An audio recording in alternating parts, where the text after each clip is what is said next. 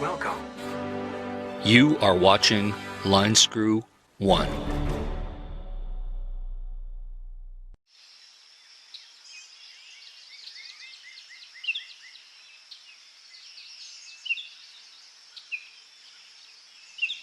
This moment of serenity is brought to you by Canadian Nature.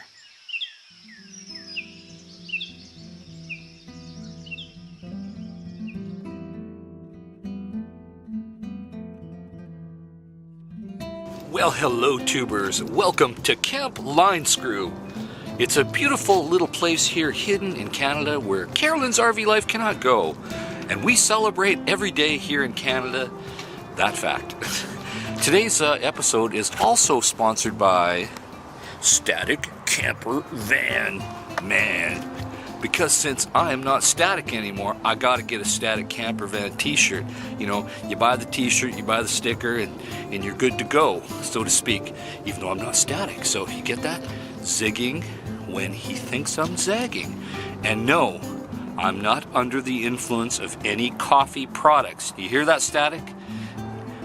Boy, you know, every night before I go to bed, Static Camper Van's in my prayers, where I hope that he gets over that horrible coffee addiction. It's just horrible what it's doing to that man. Static Camper Van, one day, he's so mellow, all that pent-up rage is gonna explode, and it's gonna be like YouTube gold. I mean, the dude is like so mellow that I swear he's got some anger. I'm hoping that's gonna erupt like Mount Vesuvius. At least I can hope, right? You know, I don't want him to get into trouble or anything, but I definitely want to see some rage, you know. Got to see some rage in that van. Speaking of, camper vanning, technically my RV is a van on a van chassis, E350 Ford. But anyway, today I'll give you the tour of the facility. I've got the motorcycle unloaded today. Had no problems with the hitch, no problems with the unloading. I will have to reposition to get it reloaded because there's a bit of a ditch there, and there's no way I'm going to get the motorcycle in the ditch to get it lined up. So I'm going to have to move the RV when I'm ready to roll out of here. And speaking of which, there is the Yamaha. So that's my tow vehicle, so to speak, even though I'm towing up front. Yep. So far, no problems. Thanks to lots of straps and anti-rattle clamp. I think that was well worth the extra, I don't know, 40 bucks or so that I paid for that. Anywho, moving through Camp Linescrew here. If you notice, I've got satellite radio. That's my satellite radio antenna. Provides me hours of conservative talk radio, even in the wilderness. Love it, love it, love it. Oh, now, as for one of my bitching moments for a very common product that, they sell millions of these around the world in various brands, but they're all pretty much designed like this. They've got the spigot, hold 2.5 gallons. It looks like me and Sammy will go through about 2.5 gallons of potable water every 72 hours at the minimum.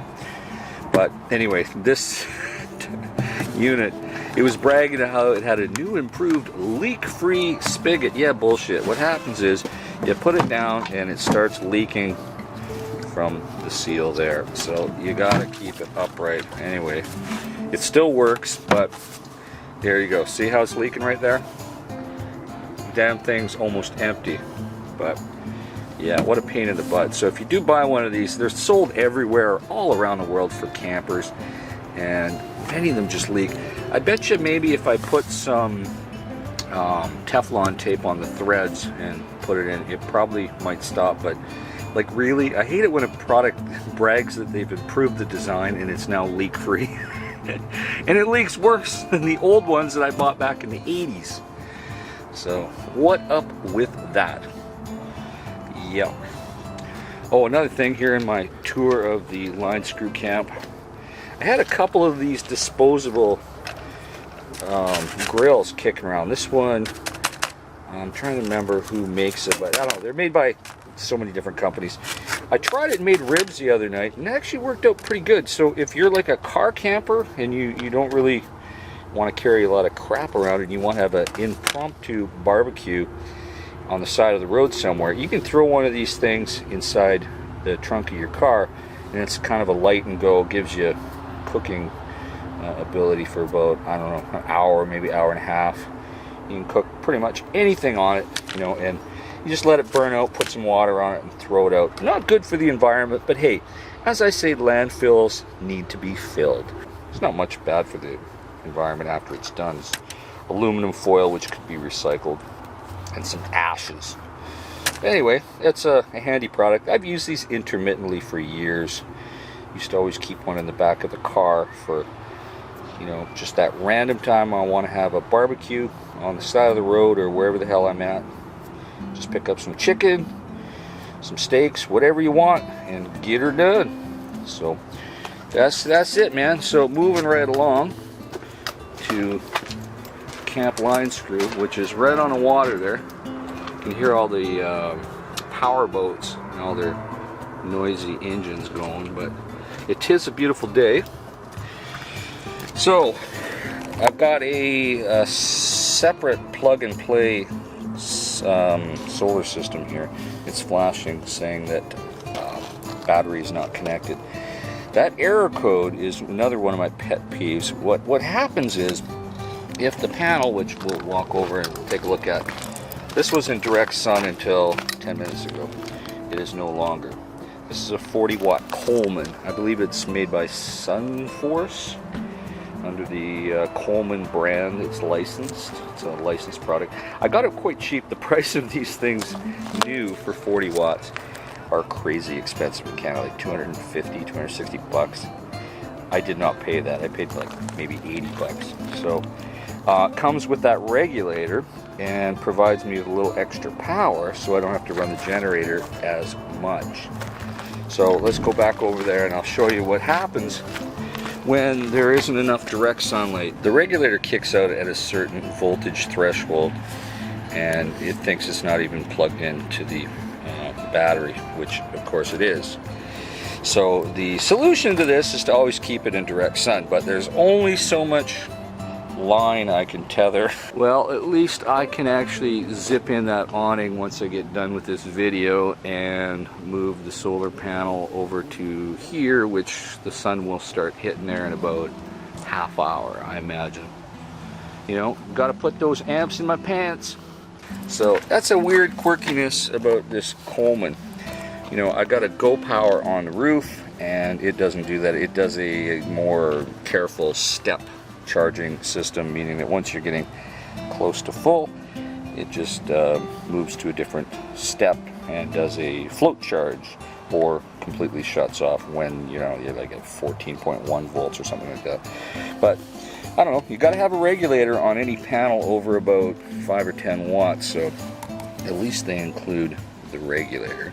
And I won't say that this Coleman 40 watter is a piece of garbage. I won't say it's garbage, but you know, it's not super rugged. The only good advantage is it's got the base here that you can angle for a little more efficiency, and it's pretty light. Not too big either, so you could fold this away under your bed or wherever you want. I would only suggest that this is a good purchase if you get it at a good price point, and a wonderful way of having a little bit of supplementary extra electricity, which is the exact reason I bought it. But I did take the Yamaha out for a beautiful ride today. Yeah, nice to have the old murder cycle for those little jaunts when I want to pick up something. I actually had to go pick up some Hawaiian buns. Been eating those like Hawaiian buns with some cold cuts with a little bit of cheese mustard. Woo! I love that stuff. Of course, Sammy loves the cold cut meats because I just throw her a slice of meat and she like inhales it. It's almost like the meat just goes into her lungs. It's crazy. Oh, that Sammy, she just loves the meats. And we're enjoying the good weather. We're enjoying the fact that Carolyn's RV life is nowhere near here and not allowed in the country. We're celebrating that, we're actually talking about having a victory parade that she won't be coming this summer, but I don't know. I'm just kidding about the victory parade. You guys, you friendlies, you're not always friendly. Why is that? Why are the friendlies not friendly? I don't get it. What up with that? I'm doing a Dutch angle. I'm shooting this on a Dutch angle. Guess I shouldn't do a Dutch angle. I should have it up straight.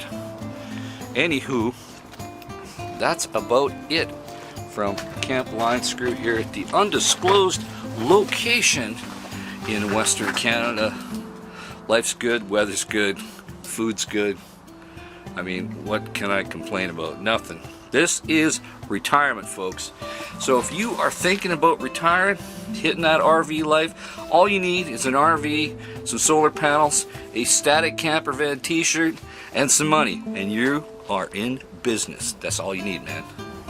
So in the meantime, folks, stay safe and keep your wheels in the ground, and we'll see you soon from undisclosed locations camping in Western Canada. Over and out.